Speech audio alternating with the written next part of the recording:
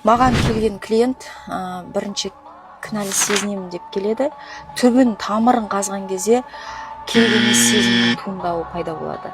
Кейде адамдар өзінің нақты запросы қандай екенін білмейді, а гипнотерапевт нақты біледі, кімде қандай запрос, қандай психотравма бар екен.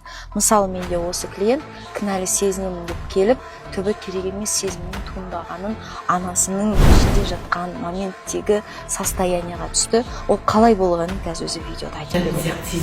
Керек емес сияқты сезімші.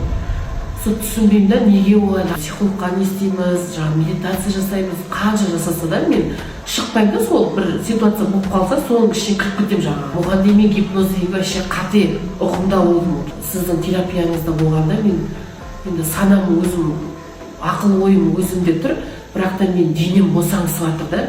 И сол күнгі жаңағы сол сәттегі эмоцияға оралып жатыр денелерім. Ішім, аяқтарым, қолдарым мұздарып, андай қызық болып ше, салқын болып. Кәдімгі иықтарым бүйткенде ше, бос болып тұр ғой. Жеңілдеп қалдым ғой кәдімгідей ше. Прям андай иықтарым бар, бүйтіп арықтап кеткен сияқты болып тұр мына жерде сүйектерім.